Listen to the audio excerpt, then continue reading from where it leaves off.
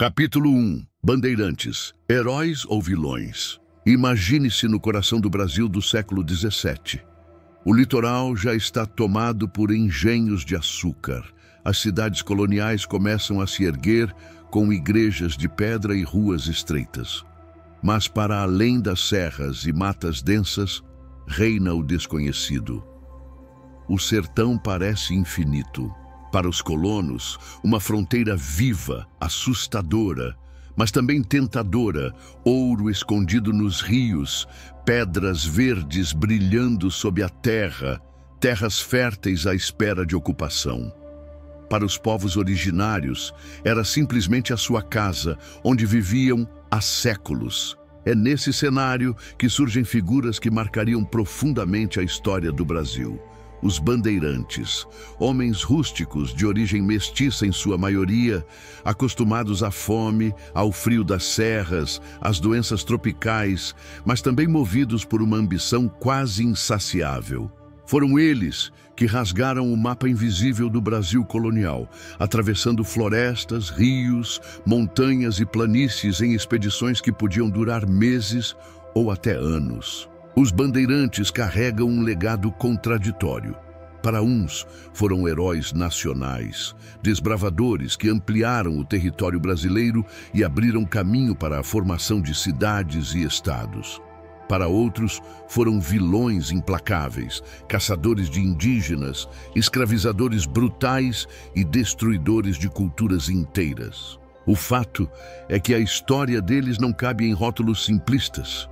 Foi uma mistura de coragem e brutalidade, fé e ganância, conquista e destruição. E aqui está o ponto fascinante. Sem os bandeirantes, talvez o Brasil não tivesse o tamanho que conhecemos hoje. Se o mapa seguisse apenas o Tratado de Tordesilhas, nosso país seria uma faixa estreita de terra colada ao Atlântico. Foi graças ou por causa dessas expedições que ultrapassaram fronteiras e desafiaram tratados internacionais que o Brasil se tornou esse gigante continental. Mas quem eram esses homens? O que os movia? E por que suas figuras até hoje geram debates intensos, estátuas depredadas e polêmicas em salas de aula? Antes de mergulharmos nessa viagem pela história, quero te convidar a participar ativamente dessa exploração.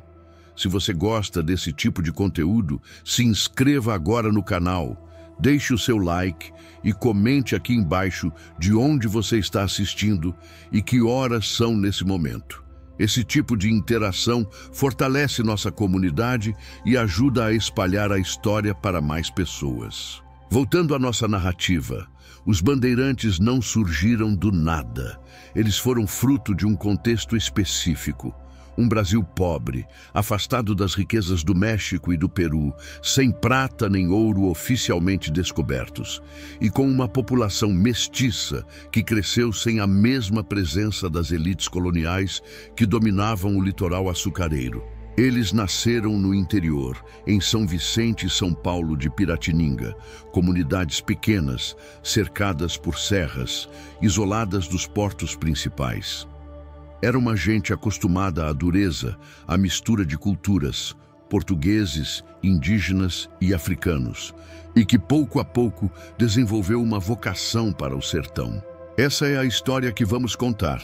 A saga dos bandeirantes, do mito ao fato, da glória à crueldade, da coragem à violência.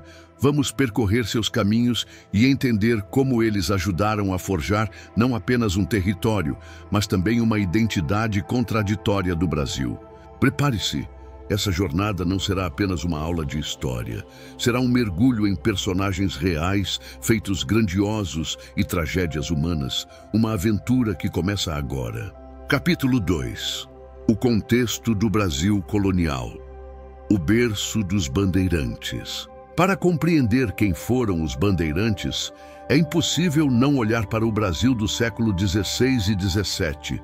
O cenário em que eles nasceram e se formaram era completamente diferente do Brasil que conhecemos hoje.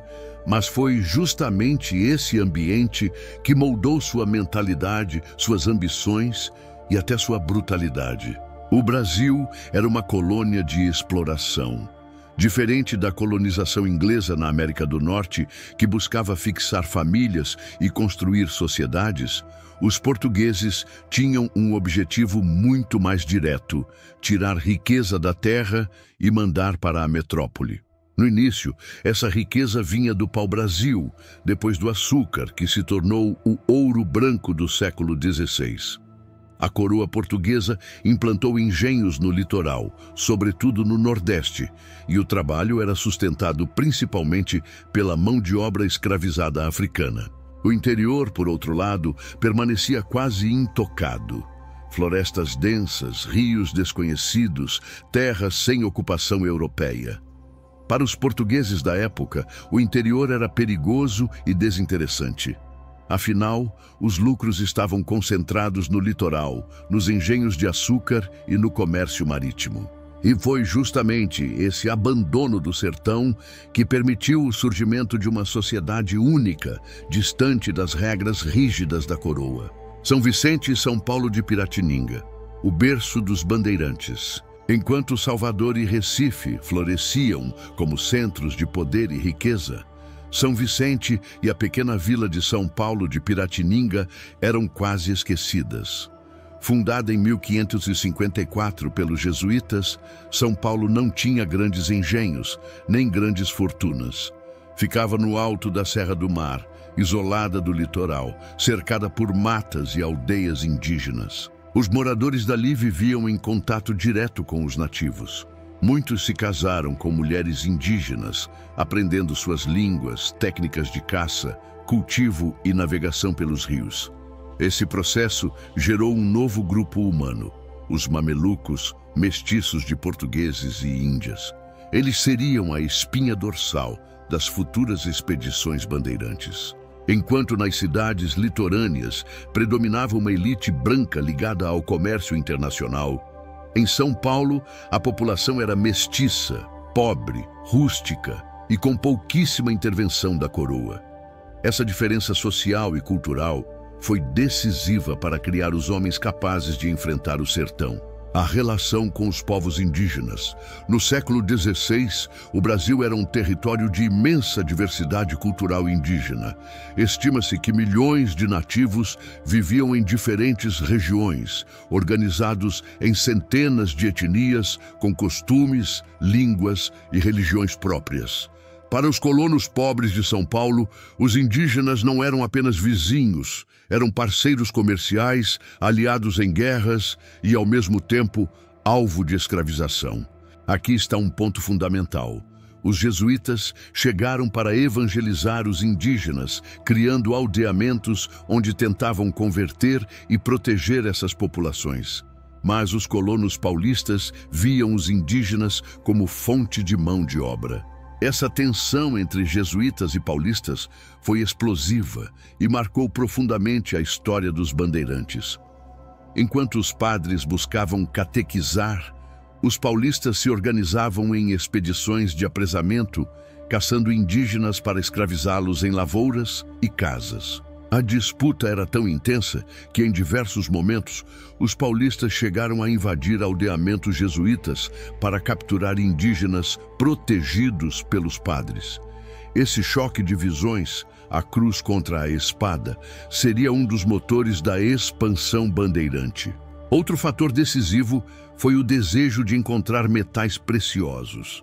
Os portugueses viam os espanhóis enriquecendo absurdamente com o ouro e a prata do México e do Peru. O Brasil, até então, parecia pobre em metais, mas rumores corriam sobre riquezas escondidas nas serras e rios do interior. Era uma questão de honra e sobrevivência. Enquanto os engenhos do Nordeste prosperavam, a população paulista vivia em penúria. O sertão era visto como uma promessa, um risco e uma salvação. Daí a motivação. Ou conquistar indígenas para escravizar, ou encontrar ouro, prata e pedras preciosas. Curiosamente, apesar de serem católicos, os bandeirantes viviam em relativo afastamento da igreja institucional. Os jesuítas estavam próximos, mas eram muitas vezes inimigos diretos. A coroa portuguesa, distante, raramente conseguia controlar o que acontecia no sertão. Isso permitiu que os bandeirantes vivessem com uma autonomia incomum, criando regras próprias, misturando tradições indígenas com costumes portugueses e uma religiosidade mais popular, menos institucional. Essa liberdade também alimentava sua ousadia. No sertão não havia bispos nem governadores, apenas a lei do mais forte. Por trás de tudo isso, havia também a questão geopolítica. Desde 1494, Portugal e Espanha haviam dividido o mundo pelo Tratado de Tordesilhas. Oficialmente, o Brasil deveria se restringir a uma faixa estreita próxima ao litoral atlântico. Mas, na prática, ninguém sabia exatamente onde estavam os limites. Foi graças às expedições bandeirantes que os portugueses ocuparam territórios muito além do previsto pelo tratado, consolidando na prática um Brasil muito maior do que o originalmente planejado. O Brasil colonial era um palco de tensões, riqueza no litoral, pobreza no interior, jesuítas tentando proteger indígenas, paulistas tentando escravizá-los. Um mundo dividido pelo Tratado de Tordesilhas, mas aberto para quem tivesse coragem de avançar. Uma população mestiça, endurecida, que via no sertão uma chance de sobrevivência. Dessa mistura nasceu o bandeirante, meio português, meio indígena, um aventureiro e desbravador. Capítulo 3. Quem eram os bandeirantes? Origem, formação e perfil humano. Se quisermos entender os bandeirantes, precisamos olhar não apenas para suas façanhas, mas para sua vida cotidiana, suas raízes e sua forma de pensar. Eles não surgiram do nada. Foram moldados por uma sociedade específica, nascida no interior de São Paulo, no contato direto com os povos indígenas e distante da vigilância mais rígida da coroa portuguesa. Os primeiros bandeirantes eram, em grande parte, mamelucos, filhos de portugueses com mulheres indígenas. Essa mistura dava a eles não só características físicas próprias, mas também uma cultura híbrida. Muitos falavam tanto o português quanto o tupi-guarani e dominavam técnicas indígenas de caça, pesca, navegação por rios e sobrevivência no mato. Eles eram altos para os padrões da época, robustos, acostumados ao trabalho físico duro e à vida rústica. Suas vestimentas eram simples, camisas de algodão grosseiro, calções de couro, às vezes sandálias feitas de fibras vegetais. Para longas expedições, preferiam roupas leves e resistentes, misturando peças indígenas e europeias. O bandeirante não era, em essência, um cavaleiro nobre do estilo europeu. Era um homem do sertão, mais próximo de um guerreiro tribal do que de um aristocrata português. Armas e ferramentas. As armas eram outro reflexo desse encontro de culturas. O mosquete e a espada portuguesa conviviam com o arco e flecha indígena. Nas expedições, eles usavam espadas curtas e facões, úteis tanto em combate quanto para abrir caminho no mato. Mosquetes e arcabuzes, embora de recarga lenta, eram armas de impacto psicológico contra inimigos. Arcos e flechas fornecidos por aliados indígenas, mais leves e rápidos para a caça e emboscadas. Lanças e chuços, muitas vezes improvisados. Além disso, carregavam utensílios essenciais. Panelas de ferro, cuias, redes indígenas para dormir, pilões portáteis para moer milho e mandioca. Cada expedição era praticamente uma sociedade ambulante. Alimentação e vida cotidiana. A dieta dos bandeirantes era simples, mas adaptada às condições do sertão. Levavam consigo farinha de mandioca, base da alimentação, milho seco e, quando possível, carne de porco salgada. Caça obtida no caminho, veados, pacas, tatus e aves. Pesca abundante nos rios, usando tanto anzóis quanto técnicas indígenas de redes e armadilhas. Frutas nativas como goiaba, jabuticaba e araçá. Quando os mantimentos acabavam, o grupo dependia quase totalmente do conhecimento indígena de coleta e caça. O dia a dia nas expedições era exaustivo. Longas caminhadas, atravessando matas fechadas, serras e rios caudalosos. Dormiam em redes, montavam acampamentos improvisados e enfrentavam calor intenso, chuvas, doenças tropicais e ataques de animais. A vida em São Paulo, de Piratininga. Fora das expedições, os bandeirantes viviam em São Paulo de Piratininga, que nos séculos XVI e XVII era quase uma aldeia grande. As casas eram de taipa de pilão, simples, sem luxo. As famílias eram numerosas, com muitos filhos, já que a mortalidade era alta. O casamento entre portugueses e indígenas era comum. Essas uniões formavam alianças úteis para futuras expedições, já que os sogros e parentes indígenas podiam se tornar guias, intérpretes e guerreiros aliados. Religião e mentalidade. Os bandeirantes eram católicos, mas sua religiosidade era marcada pelo sincretismo. Rezavam a santos católicos, mas mantinham práticas herdadas dos indígenas, como o uso de ervas medicinais e crenças em espíritos da floresta. A fé, contudo, servia também como justificativa. Muitos viam sua missão de catequizar ou subjugar os indígenas como parte de um plano divino alinhado com os interesses da coroa e da igreja. Isso criava uma mentalidade de superioridade cultural que ajudava a legitimar a escravização. Ambição e motivações pessoais. Apesar da dureza da vida, os bandeirantes eram movidos por uma ambição intensa. Para muitos, a possibilidade de encontrar ouro ou pedras preciosas significava escapar da pobreza crônica de São Paulo. Outros buscavam prestígio e reconhecimento dentro da vila. Ser um chefe de bandeira de sucesso trazia honra e influência, aproximando o homem comum da elite colonial. Mas havia também um componente de aventureirismo puro. Para alguns, o sertão era um chamado irresistível. A chance de conquistar terras, riquezas e glória. Estrutura das expedições. As expedições, chamadas de bandeiras, eram organizadas em torno de um líder, muitas vezes um membro das famílias mais influentes de São Paulo, como os Pires, os Camargo ou os Prado.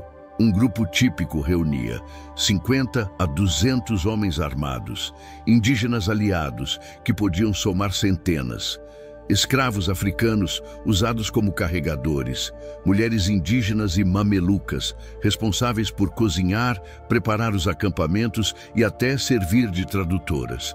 Era, na prática, uma sociedade em movimento, com hierarquia, logística e funções bem definidas. Resumindo, os bandeirantes eram fruto de um ambiente singular, mestiços adaptados ao sertão.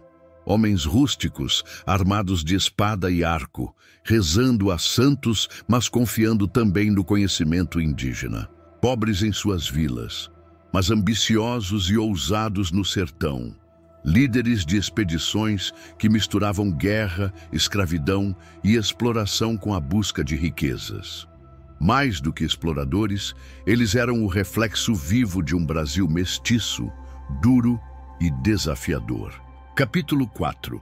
Motivações das bandeiras. Se quisermos entender os bandeirantes, não basta narrar suas aventuras pelo sertão.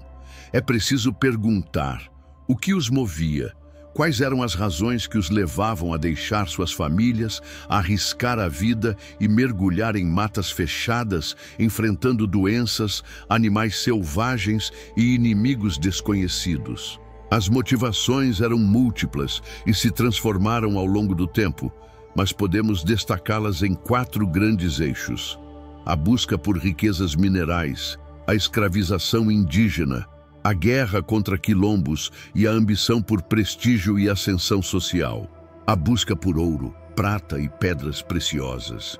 O sonho do ouro e da prata era uma obsessão herdada diretamente das conquistas espanholas no México e no Peru. Os relatos sobre as imensas riquezas extraídas pelos conquistadores, como Hernán Cortés e Francisco Pizarro, circulavam em todo o mundo ibérico e chegavam também aos colonos de São Paulo. Os bandeirantes acreditavam que o interior do Brasil escondia minas semelhantes. Muitos boatos falavam de rios cintilantes, serras repletas de pedras preciosas e até cidades lendárias, como a famosa Serra das Esmeraldas, que inspirava expedições sucessivas. Essa busca pelo ouro transformou-se em mito coletivo.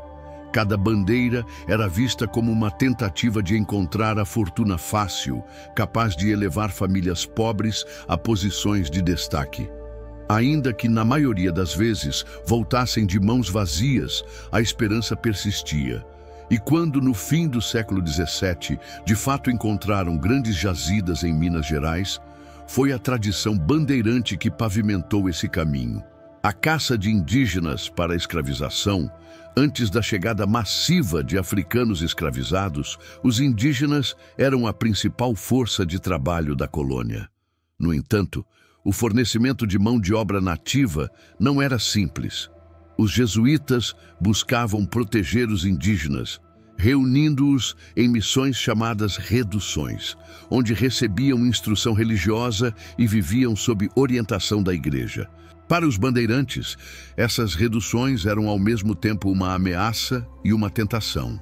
A ameaça, porque limitavam o acesso à mão de obra. A tentação, porque reuniam centenas ou milhares de índios em um único local, alvos fáceis para as expedições. Assim, uma das principais motivações das bandeiras no século XVII foi a caça ao índio. Homens, mulheres e crianças eram capturados, acorrentados e levados a pé até São Paulo, onde eram vendidos ou distribuídos como trabalhadores em engenhos, plantações e casas. Estima-se que dezenas de milhares de indígenas foram escravizados por essas incursões. Essa prática gerou enorme conflito com os jesuítas, que viam seus esforços de evangelização destruídos e denunciavam os bandeirantes como cruéis e hereges. As expedições contra quilombos. Com o aumento do tráfico de africanos para o Brasil, no fim do século XVI e ao longo do XVII, surgiram os quilombos, comunidades formadas por escravizados fugidos que resistiam ao sistema colonial. O maior e mais famoso de todos foi o Quilombo dos Palmares, em Alagoas, que chegou a abrigar cerca de 20 mil habitantes, entre negros, índios e até brancos pobres. Palmares era visto como um desafio aberto à autoridade portuguesa. Coube muitas vezes aos bandeirantes organizar expedições para destruir quilombos. O caso mais célebre foi a ação de Domingos Jorge Velho, que em 1694 liderou uma força devastadora contra Palmares, resultando na morte de Zumbi, seu último líder. Essas campanhas reforçaram a imagem dos bandeirantes como braço armado da colônia, utilizados pela coroa e pelos senhores de engenho para manter a ordem e o sistema escravista. O prestígio social e a promessa de riqueza fácil. Além de riquezas e escravos, as bandeiras ofereciam outra recompensa: prestígio social. Em uma sociedade marcada pela pobreza crônica de São Paulo, tornar-se chefe de uma bandeira bem-sucedida significava ascender na hierarquia local.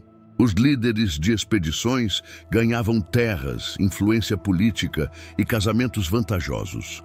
Famílias como os Prado, os Camargo, os Leme e os Pires consolidaram sua posição justamente através dessas façanhas. Mesmo quando as bandeiras fracassavam em encontrar riquezas, o simples ato de liderar centenas de homens pelo sertão era visto como sinal de coragem e liderança. A aventura, por si só, construía reputação.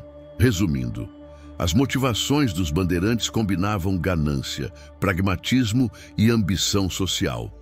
O ouro e as pedras preciosas representavam o sonho da fortuna. A escravização indígena garantia mão de obra imediata. As guerras contra quilombos reforçavam seu papel como defensores da ordem colonial. E o prestígio social consolidava famílias inteiras como elites regionais. Em resumo, os bandeirantes não foram apenas desbravadores heróicos, nem apenas cruéis caçadores de escravos. Eles eram homens de seu tempo guiados pelos valores e interesses de uma sociedade colonial desigual, marcada pela busca incessante de riqueza e poder. Capítulo 5. Grandes personagens e suas jornadas. Quando falamos em bandeirantes, não estamos diante apenas de grupos anônimos de homens mergulhando no sertão. A história também foi moldada por indivíduos específicos, cujas jornadas e feitos ganharam dimensões quase lendárias. Alguns nomes ecoam até hoje, ora celebrados como heróis que expandiram o território brasileiro, ora denunciados como símbolos de violência e opressão. Entre eles, destacam-se Fernão Dias Pais Leme, Raposo Tavares, Borba Gato e Domingos Jorge Velho. Suas trajetórias condensam as contradições do bandeirantismo: coragem e brutalidade, exploração e conquista, ambição pessoal e transformação coletiva. Fernão Dias Pais Leme, o caçador de esmeraldas. Nascido em 1608 em São Paulo, Fernão Dias Pais Leme tornou-se conhecido como o mais célebre dos bandeirantes. Sua principal motivação foi a busca obsessiva por pedras preciosas, em especial as esmeraldas, que acreditava estarem escondidas nas serras do interior. Em 1674, liderou uma das maiores expedições da época, com centenas de homens, índios aliados e escravos africanos. Sua bandeira percorreu regiões de Minas Gerais e Goiás em busca da lendária Serra das Esmeraldas. Apesar de não ter encontrado esmeraldas de grande valor, Fernão Dias descobriu jazidas de ouro e outras pedras verdes confundidas com esmeraldas. Sua expedição durou 7 anos, marcada por doenças, mortes e privações. Morreu em 1681. Ainda na jornada, sem ver plenamente os frutos de sua obsessão. Mas sua busca abriu caminho para a posterior descoberta das grandes minas que mudariam o destino da colônia. Na memória popular, Fernão Dias tornou-se um mito, o governador das esmeraldas, símbolo da tenacidade bandeirante. Hoje, porém, é lembrado também como explorador que se beneficiou da escravidão e do sofrimento humano em nome de riquezas incertas. Raposo Tavares, o senhor das grandes distâncias. Entre todos os bandeirantes, Antônio Raposo Tavares, 1598-1658, é talvez o mais impressionante em termos de dimensão de suas expedições. Filho de portugueses, nascido em Portugal e criado em São Paulo, tornou-se figura central na política local e chefe de bandeiras memoráveis. Sua jornada mais famosa foi a chamada Bandeira de Raposo Tavares, considerada a maior expedição terrestre da história colonial da América. Entre 1648 e 1652, percorreu mais de 10.000 quilômetros, atravessando o interior do Brasil até chegar à foz do rio Amazonas. Essa expedição envolveu cerca de 2.000 homens no início, entre portugueses, paulistas, indígenas aliados e escravizados, mas terminou com apenas algumas dezenas, após doenças, ataques e deserções. Durante o percurso, enfrentaram tribos hostis, atravessaram rios imensos, florestas densas e sertões áridos. A bandeira de Raposo Tavares consolidou o domínio português em áreas que iam muito além do Tratado de Tordesilhas, antecipando os futuros limites territoriais do Brasil. Mas por trás dessa façanha estava também a prática da captura de indígenas e a destruição de comunidades inteiras. Hoje, ele é visto tanto como visionário que projetou o Brasil continental, quanto como símbolo de brutalidade contra povos nativos. Borba Gato, o descobridor de ouro e a polêmica eterna. Manuel de Borba Gato, 1649-1718, é lembrado principalmente por sua ligação direta com a descoberta do ouro em Minas Gerais, evento que transformou profundamente a colônia no final do século XVII. Genro de Fernão Dias Pais Leme, Borba Gato herdou parte da missão de buscar riquezas minerais no interior. em 1693, liderou a expedição que finalmente encontrou as primeiras jazidas de ouro em abundância na região do Rio das Velhas, abrindo caminho para o ciclo do ouro. Essa descoberta mudou a história do Brasil. Minas Gerais tornou-se o coração econômico da colônia, atraindo dezenas de milhares de portugueses, africanos escravizados e colonos de várias partes. Mas Borba Gato também é figura extremamente controversa.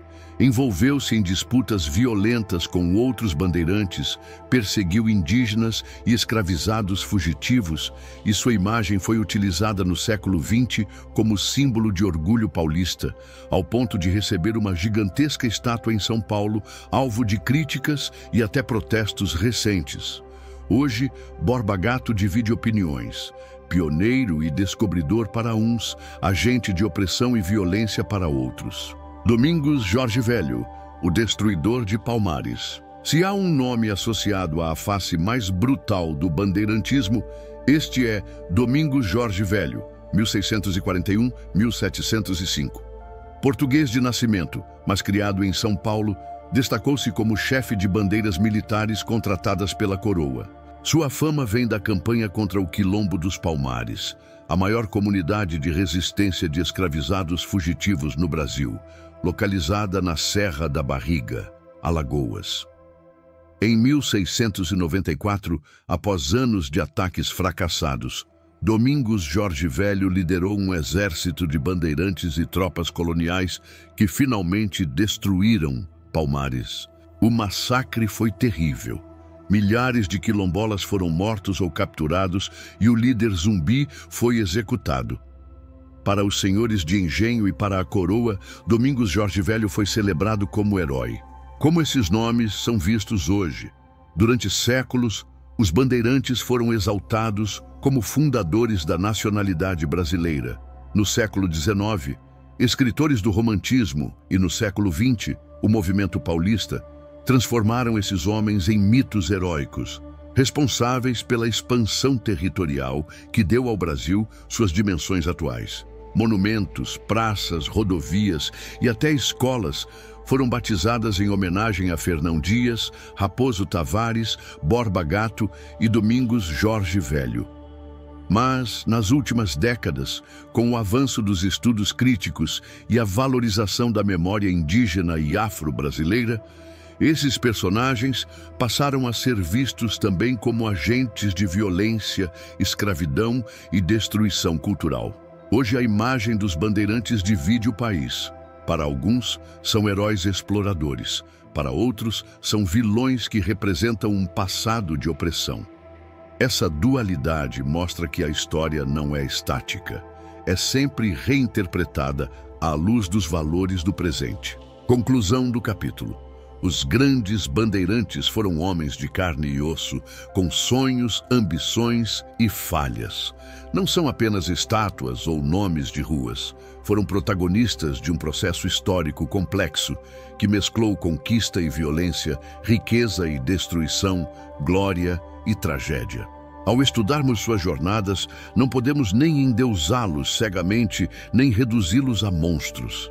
Devemos entendê-los como expressões de um tempo, símbolos de uma sociedade colonial que avançava sobre o território à custa de sangue, suor e lágrimas. Capítulo 6. O contato e conflito com os povos indígenas. Nenhum capítulo da história dos bandeirantes pode ser contado sem falar dos povos indígenas. Eles foram tanto os principais alvos quanto, em muitos momentos, aliados estratégicos desses homens que se embrenhavam nos sertões. A relação foi marcada por uma complexa teia de alianças temporárias, traições, guerras sangrentas, escravidão e resistência. Ao mesmo tempo, nesse cenário de conflito, entram em cena os missionários jesuítas, que desempenharam um papel central ao tentar proteger e converter os povos nativos. Essa disputa entre bandeirantes indígenas e jesuítas moldou profundamente os rumos do Brasil colonial. Apesar de serem conhecidos principalmente pela violência contra indígenas, os bandeirantes também dependiam deles para sobreviver. Muitas expedições só conseguiram avançar porque contavam com guias indígenas, conhecedores das trilhas, rios, serras e recursos da mata. Grupos aliados também forneciam guerreiros, intérpretes e caçadores que ajudavam os paulistas a enfrentar povos inimigos. Essas alianças, porém, raramente eram duradouras. Frequentemente, após utilizarem o conhecimento dos indígenas, os bandeirantes os escravizavam ou abandonavam. Outras vezes, povos rivais eram incentivados a se combater em uma estratégia de dividir para conquistar. Um exemplo clássico são os guaranis, que foram tanto aliados em algumas ocasiões como vítimas em grande escala das bandeiras escravistas. Em muitos relatos, as promessas feitas pelos bandeirantes eram quebradas logo depois, gerando ressentimento e guerras sangrentas. Enquanto os bandeirantes viam os indígenas como força de trabalho e recurso de guerra, os jesuítas tinham outro projeto: evangelizar e catequizar, inserindo os nativos no universo cristão. E a partir do século XVI, os missionários fundaram reduções jesuíticas, grandes aldeias organizadas, onde milhares de indígenas eram reunidos para receber instrução religiosa, aprender português e trabalhar de forma comunitária. Essas reduções, especialmente na região do Paraguai e sul do Brasil, tornaram-se alvos diretos das bandeiras paulistas. Para os jesuítas, proteger os indígenas significava impedir sua escravização. Para os bandeirantes, as reduções eram vistas como depósitos de mão de obra valiosa. As tensões chegaram ao auge no século XVII, quando expedições bandeirantes invadiram o território das reduções guaraníticas. Entre 1628 e 1631, as bandeiras de Manuel Preto e Antônio Raposo Tavares devastaram missões inteiras, levando dezenas de milhares de indígenas escravizados para São Paulo. Os jesuítas denunciaram os bandeirantes como cruéis caçadores de homens, e o conflito tornou-se também uma disputa de poder. A coroa, ora apoiando a ação dos paulistas, ora tentando limitar sua brutalidade, usava essa rivalidade como forma de controle.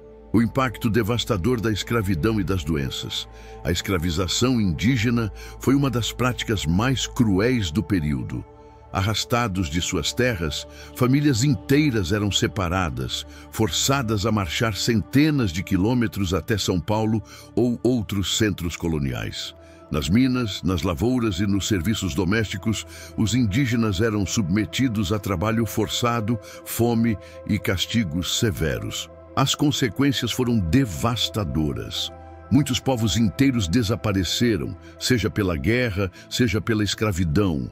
Outros foram reduzidos drasticamente em número. As doenças europeias, como varíola, sarampo e gripe, dizimaram populações que não tinham imunidade. Em certos casos, até 90% da população de uma etnia podia ser aniquilada em poucas décadas. Mais do que perdas numéricas, houve também o impacto cultural. Tradições, línguas e saberes foram destruídos ou silenciados. A resistência indígena. Apesar de todo o sofrimento, os povos indígenas não foram vítimas passivas. A resistência assumiu várias formas. Fugas coletivas. Aldeias inteiras abandonavam missões ou povoados para se refugiar em regiões mais distantes e inacessíveis. Batalhas abertas. Muitos grupos enfrentaram diretamente as bandeiras. O caso dos guaranis missioneiros, que após treinamento militar dos jesuítas chegaram a derrotar expedições paulistas, é emblemático. Alianças estratégicas. Povos indígenas frequentemente se aliavam a espanhóis, portugueses ou até outros indígenas para equilibrar forças. Os guaranis, por exemplo, recorreram ao apoio espanhol em diversas ocasiões. Resistência cultural. Mesmo sob escravidão ou catequese, muitos indígenas preservaram crenças, rituais e línguas em segredo, garantindo a continuidade de sua identidade. A história mostra que os indígenas foram agentes ativos.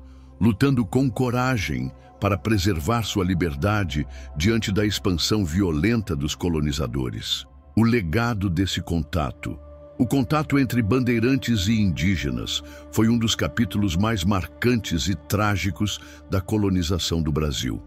Ele explica, em parte, por que tantas etnias foram extintas ou drasticamente reduzidas, mas também mostra a força da resistência indígena que, mesmo diante da brutalidade, nunca desapareceu totalmente. Hoje, estudiosos e descendentes dos povos originários reinterpretam esse passado, mostrando que a história oficial, por muito tempo escrita sob a ótica dos vencedores, precisa ser revisada para dar voz àqueles que sofreram, resistiram e ainda sobrevivem. Conclusão do capítulo. O contato entre os bandeirantes e os povos indígenas foi feito de alianças frágeis e traições fatais, evangelização e escravização, resistência e devastação. Foi nesse embate que se moldou grande parte do Brasil colonial. Ao mesmo tempo em que os bandeirantes ampliavam as fronteiras, provocavam uma das maiores tragédias humanas da nossa história. O eco dessa violência ainda ressoa no presente, lembrando que o Brasil de hoje nasceu de encontros marcados, tanto pela luta quanto pelo sangue derramado. Capítulo 7. A expansão do território brasileiro. Quando se fala em bandeirantes, muitos pensam logo nos atos de violência contra indígenas ou nas expedições em busca de riquezas. Mas talvez a maior consequência histórica da ação desses homens tenha sido a expansão territorial do Brasil. O país que conhecemos hoje, com dimensões continentais, não estava previsto originalmente no Tratado de Tordesilhas, 1494. Esse tratado delimitava rigidamente as terras portuguesas e espanholas no Novo Mundo. O Brasil deveria ser apenas uma estreita faixa litorânea, mas os bandeirantes, movidos por ambição e aventura, ultrapassaram essas fronteiras e redesenharam a geografia da América do Sul. O Tratado de Tordesilhas e seus limites. Em 1494, Espanha e Portugal dividiram o mundo através de uma linha imaginária traçada no Atlântico, a cerca de 370 léguas a oeste das ilhas de Cabo Verde. Tudo o que ficasse a leste dessa linha pertenceria a Portugal, e o que estivesse a oeste, à Espanha. Segundo essa divisão, o Brasil deveria ocupar apenas uma estreita faixa costeira, basicamente parte do atual Nordeste e Sudeste. A imensa porção de terras do interior, incluindo a Amazônia, o Centro-Oeste e o Sul, ficaria sob domínio espanhol. Na prática, porém, esse limite nunca foi respeitado com rigidez. A geografia real era mais complexa do que os mapas da época podiam representar. Foi nesse espaço de incerteza que os bandeirantes se movimentaram. Sem mapas detalhados e sem limites claros, os bandeirantes construíram aquilo que muitos historiadores chamam de mapa invisível do Brasil. Eles não carregavam fronteiras oficiais, mas criavam com suas incursões uma nova geografia de fato. Entravam pelo sertão, avançando centenas e até milhares de quilômetros, fundavam povoados temporários que mais tarde dariam origem a cidades, marcavam rotas de exploração que ligavam o litoral ao interior. Esses caminhos abertos pelas bandeiras serviram de base para a colonização posterior. O que no início eram trilhas improvisadas se tornaram rotas comerciais e estratégicas, conectando regiões que antes pareciam inalcançáveis. O papel dos bandeirantes em Minas, Goiás e Mato Grosso. As expedições bandeirantes foram fundamentais para o surgimento de três grandes regiões que definiriam a economia colonial nos séculos 17 e 18. Em Minas Gerais, foi através das expedições que Borba Gato e outros desbravadores encontraram ouro na região. Esse achado desencadeou a famosa Corrida do Ouro, transformando Minas Gerais no coração econômico da colônia no século XVIII. Vilas como Ouro Preto, Mariana e Sabará nasceram diretamente desse processo, com a migração de milhares de portugueses e colonos. Em Goiás, no início do século XVIII, as bandeiras alcançaram o sertão goiano. O ouro também foi encontrado ali, levando à formação de arraiais e vilas, como Vila Boa, atual cidade de Goiás. A região se integrou à economia colonial como mais um polo minerador, embora em escala menor que Minas. Em Mato Grosso, Raposo Tavares e outras expedições abriram caminho para o oeste. No século XVIII, a descoberta de ouro em Cuiabá transformou a região em outro ponto estratégico. Mais tarde, não apenas o ouro, mas também a pecuária e o comércio com outras capitanias consolidaram a presença portuguesa na área. Em todos esses casos, os bandeirantes foram os primeiros a penetrar no sertão, abrindo espaço para a chegada de colonos, tropas e missionários. O Brasil maior que o previsto. O resultado direto dessa expansão foi que o Brasil acabou se tornando muito maior do que o território originalmente concedido a Portugal. Ao final do período colonial, o país ocupava praticamente a metade leste da América do Sul, ultrapassando em muito a linha de Tordesilhas. Esse processo não se deu sem resistência. A Espanha, em alguns momentos, contestou os avanços portugueses. Conflitos como a Guerra Guaranítica, 1754-1756, mostraram que a expansão não foi pacífica. No entanto, a diplomacia portuguesa soube transformar os avanços de fato em avanços de direito. O Tratado de Madrid, 1750, negociado por Alexandre de Gusmão, foi decisivo. Ele reconheceu o princípio do utii possidetis. Quem ocupa, possui. Em outras palavras, os territórios ocupados por Portugal passavam a ser oficialmente portugueses. Assim, a expansão realizada pelos bandeirantes foi consolidada em lei internacional e o Brasil garantiu a sua imensa dimensão atual. As consequências históricas. Território continental. O Brasil é hoje o quinto maior país do mundo em área, algo impensável se a linha de Tordesilhas tivesse sido respeitada. Integração do interior. Os caminhos abertos pelas bandeiras foram fundamentais para ligar o litoral ao sertão. Conflitos permanentes. A violência contra indígenas e quilombos foi parte indissociável desse processo. Identidade nacional. A figura do bandeirante ficou associada, ao longo da história, à ideia de construtor do Brasil, embora hoje essa visão seja alvo de intensas críticas. Conclusão do capítulo. Os bandeirantes ultrapassaram limites, tanto geográficos quanto morais. Foram agentes de uma expansão que transformou um território litorâneo em um país continental. Se por um lado abriram caminhos, fundaram vilas e garantiram a posse de vastas regiões para Portugal, por outro, fizeram isso através da exploração, da violência e da escravidão. O mapa atual do Brasil é em grande parte um legado das trilhas invisíveis abertas por esses homens. Mas esse legado vem marcado de contradições. O mesmo processo que deu grandeza territorial ao país também deixou cicatrizes profundas na memória dos povos que foram esmagados pela marcha bandeirante. Capítulo 8. Bandeirantes e a religião. Um dos aspectos mais paradoxais da história dos bandeirantes é sua relação com a religião. A maioria desses homens era, pelo menos formalmente, católica, como era esperado em uma colônia portuguesa, onde o catolicismo não era apenas fé, mas lei oficial. Muitos carregavam crucifixos, terços, imagens de santos e participavam de missas antes de suas expedições. No entanto, suas ações, especialmente a escravização de indígenas, os colocavam em conflito direto com os princípios cristãos defendidos pela própria Igreja.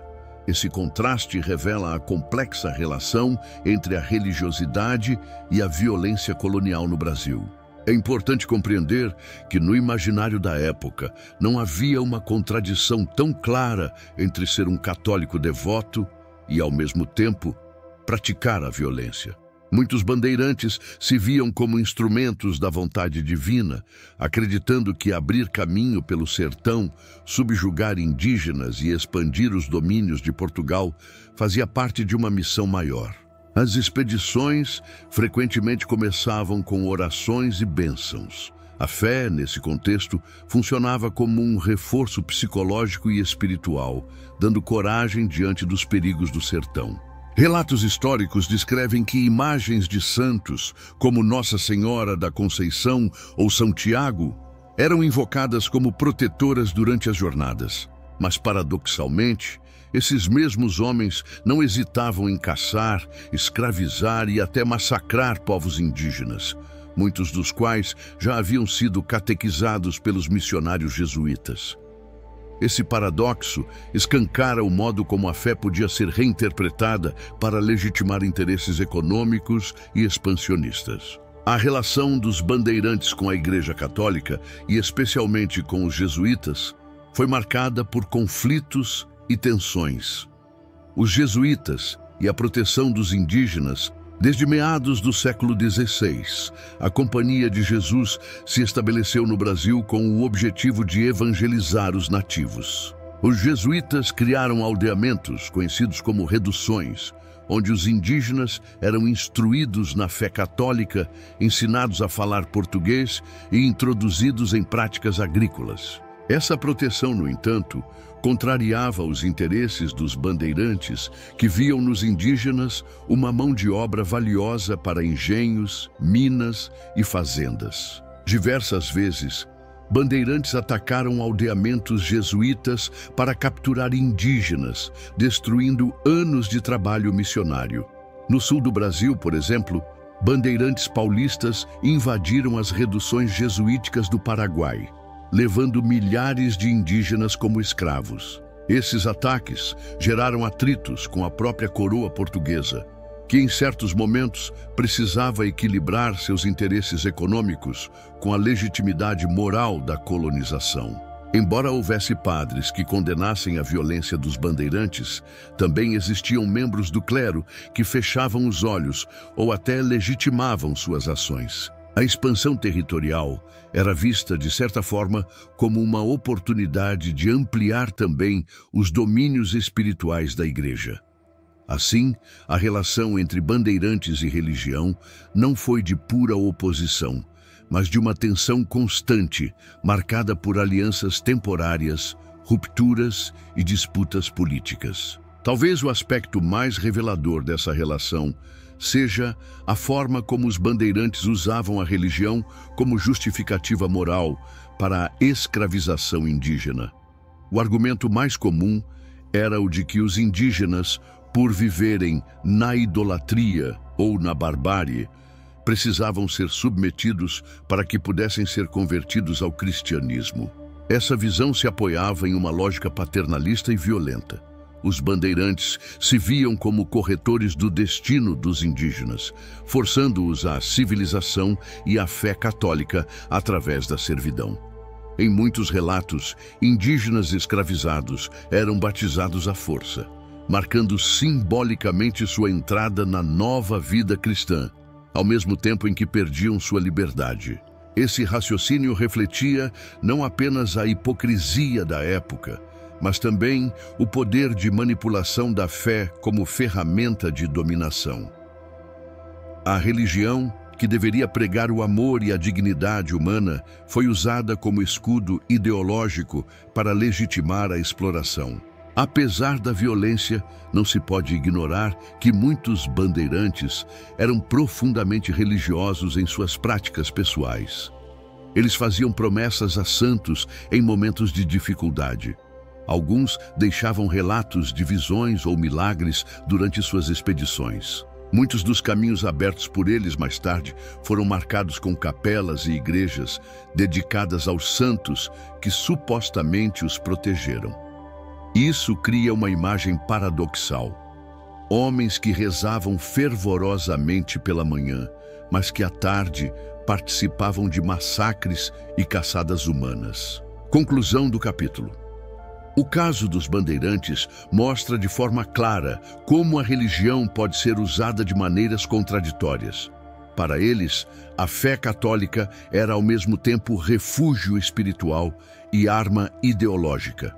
Servia como consolo nos perigos do sertão, mas também como justificativa para atos brutais. A relação com a Igreja Católica foi marcada por alianças e confrontos. Se os jesuítas defendiam os indígenas, muitos clérigos e autoridades religiosas fechavam os olhos diante da violência, porque reconheciam que a expansão territorial e econômica fortalecia também o poder de Portugal e da própria fé católica na América. Em última análise, os bandeirantes foram símbolos vivos da contradição colonial. Católicos devotos de santos e missas, mas também caçadores implacáveis de homens e mulheres que haviam sido catequizados pela mesma igreja que eles diziam defender. Capítulo 9. O declínio das bandeiras. Assim como surgiram em meio às necessidades de sobrevivência, expansão e ambição, as bandeiras também conheceram seu ponto de esgotamento histórico. Se no século XVII elas representaram um motor de expansão territorial, de caça ao índio e de descobertas minerais, ao longo do século XVIII, seu protagonismo começou a diminuir, cedendo espaço a um modelo mais organizado e oficial de colonização e exploração econômica. A história do declínio das bandeiras é também a história da transformação do Brasil colonial, da aventura improvisada e brutal dos sertanistas para um sistema cada vez mais centralizado, profissionalizado e controlado pela coroa portuguesa. A descoberta oficial das minas de ouro.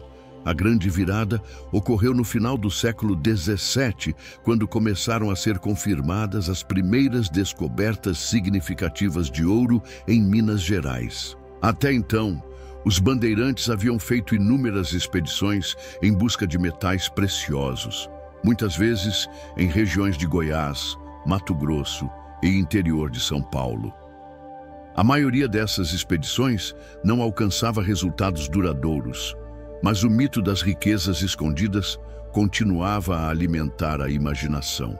Porém, com as descobertas oficiais, a lógica mudou. O ouro passou a ser explorado não mais por grupos particulares de aventureiros, mas sob o rígido controle da coroa portuguesa. Criaram-se estruturas administrativas como a Intendência das Minas, responsável por fiscalizar a extração e cobrar os impostos devidos. A exploração passou a seguir regras e normas, deixando pouco espaço para o espírito livre e caótico das antigas bandeiras. Na prática, o sucesso do ouro marcou o início do fim das grandes expedições de bandeirantes. Já não havia a necessidade de explorar de forma desorganizada quando a riqueza estava concentrada em regiões conhecidas e vigiadas. A profissionalização da exploração mineral. Enquanto os bandeirantes do século XVII partiam em grupos armados e improvisados para tentar a sorte, no século XVIII a mineração se tornou uma atividade profissional e sistemática.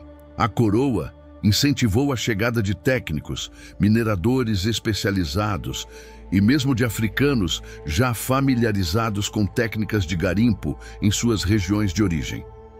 Cidades inteiras nasceram em torno da mineração, como Ouro Preto, Mariana, Sabará e Vila Rica, que se tornaram polos urbanos da colônia.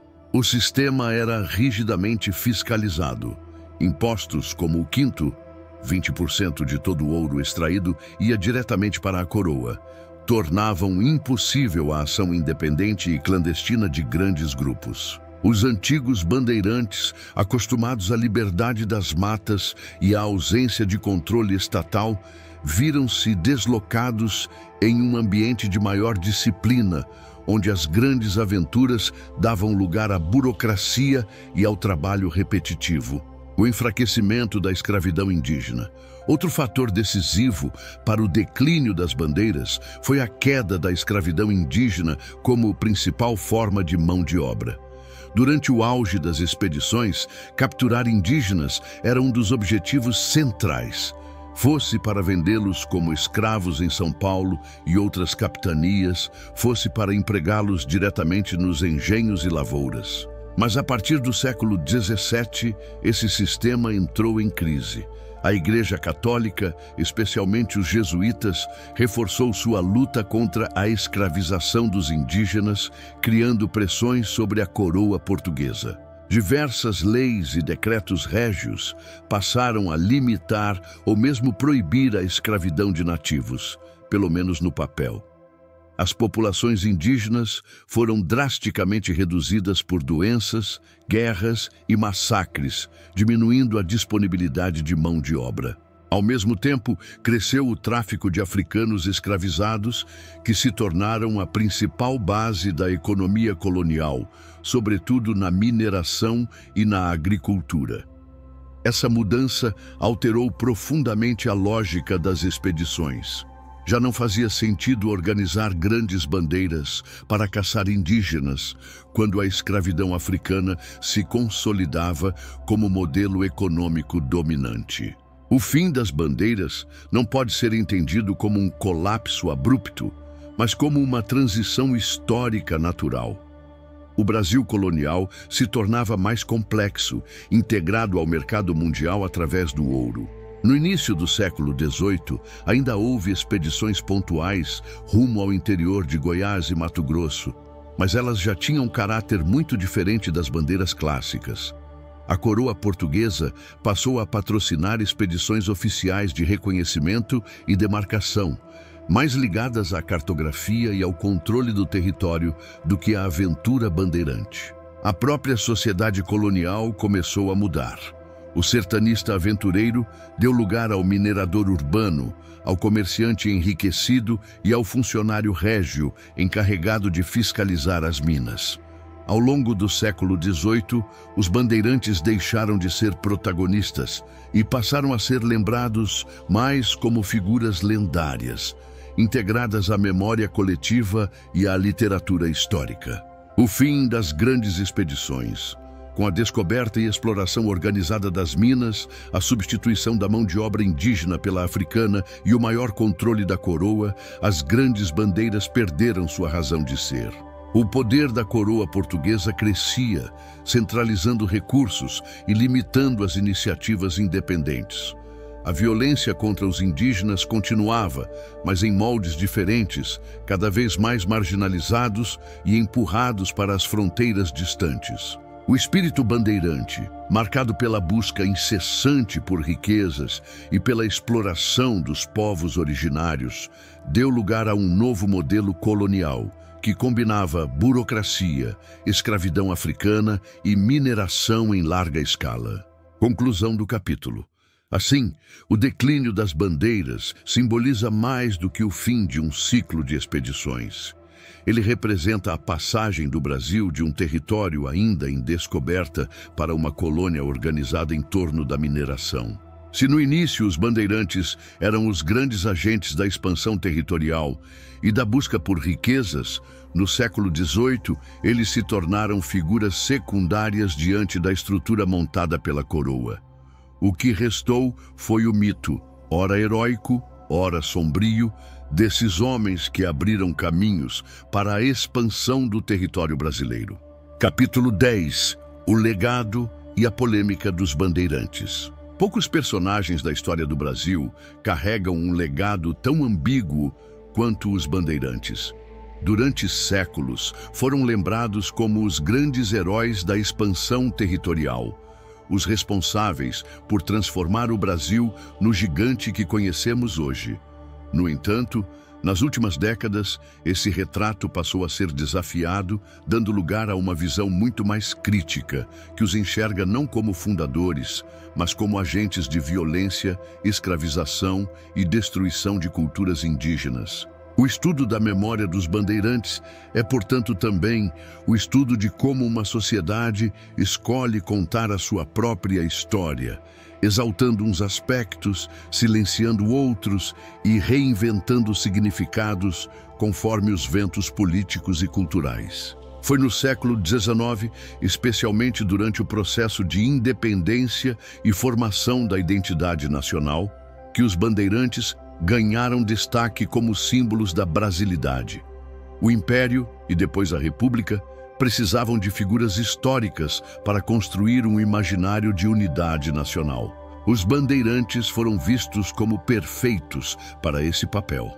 Homens valentes, aventureiros, que desbravaram sertões e ampliaram as fronteiras do país muito além do Tratado de Tordesilhas. Escritores, políticos e historiadores do período, como Francisco Adolfo de Varnhagen, considerado o pai da história do Brasil, exaltaram as bandeiras como gestos heróicos de coragem e determinação. No início do século XX, essa narrativa foi ainda mais reforçada. O movimento modernista paulista, que buscava afirmar São Paulo como centro cultural e econômico do país, adotou os bandeirantes como mito fundador da paulistanidade. Nas escolas, durante décadas, os manuais de história apresentaram figuras como Fernão Dias, Raposo Tavares e Borba Gato como heróis da pátria, omitindo ou suavizando a violência de suas ações. O famoso Monumento às Bandeiras, inaugurado em 1953 em São Paulo, tornou-se o maior símbolo dessa glorificação. Uma escultura grandiosa de Victor Brecheret, que mostra os sertanistas conduzindo homens, mulheres e animais rumo ao interior. Nesse contexto, os bandeirantes eram celebrados quase como fundadores do Brasil moderno, sinônimo de bravura, conquista e pioneirismo. Com o avanço dos estudos históricos nas últimas décadas, principalmente a partir da segunda metade do século XX, essa visão passou a ser questionada. Pesquisadores passaram a destacar que as expedições dos bandeirantes foram marcadas por violência sistemática contra os povos indígenas, incluindo escravização em massa, destruição de aldeias e massacres. Ao contrário da imagem de pioneiros desbravadores, muitos bandeirantes atuaram como mercadores de escravos indígenas, abastecendo engenhos e fazendas em São Paulo e outras capitanias. A busca por riquezas minerais não era movida por um espírito coletivo ou nacionalista, mas por interesses individuais e familiares, muitas vezes acompanhados de brutalidade. Além disso, a visão crítica enfatiza que os bandeirantes não foram visionários que expandiram o Brasil, mas sim homens de seu tempo, interessados em lucro imediato, que, sem perceber, acabaram contribuindo para a expansão territorial. Essa leitura contemporânea coloca os bandeirantes em um patamar de figuras violentas, ambíguas, responsáveis pela devastação de povos originários e pela perpetuação de sistemas de escravidão. Ao analisar o legado dos bandeirantes, somos confrontados com uma pergunta difícil. Afinal, foram heróis ou vilões? Se vistos como construtores de um Brasil maior do que previa o Tratado de Tordesilhas, podem parecer visionários e até indispensáveis à formação territorial. Se vistos sob o olhar das vítimas, os povos indígenas escravizados, as aldeias destruídas, os quilombos arrasados, surgem como agentes de violência e opressão. Talvez a resposta esteja em reconhecer que os bandeirantes foram homens de sua época, moldados por um mundo brutal, onde a exploração, a escravidão e a guerra eram práticas comuns. Essa conclusão, no entanto, não deve servir como desculpa, mas como alerta. Entender os bandeirantes em toda a sua complexidade é reconhecer tanto as conquistas quanto as feridas que ajudaram a moldar o Brasil. O debate sobre os bandeirantes continua vivo.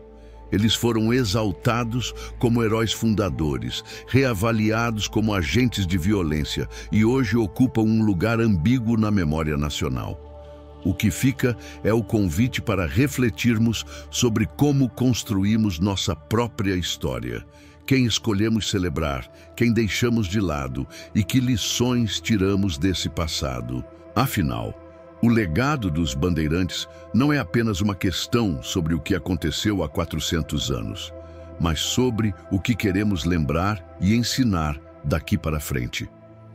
Uma coisa é certa, e ninguém poderá negar: Se não fosse a valentia e braveza destes homens descobrindo novos acessos para o interior do Brasil, não teríamos um país tão vasto e rico de recursos como temos atualmente.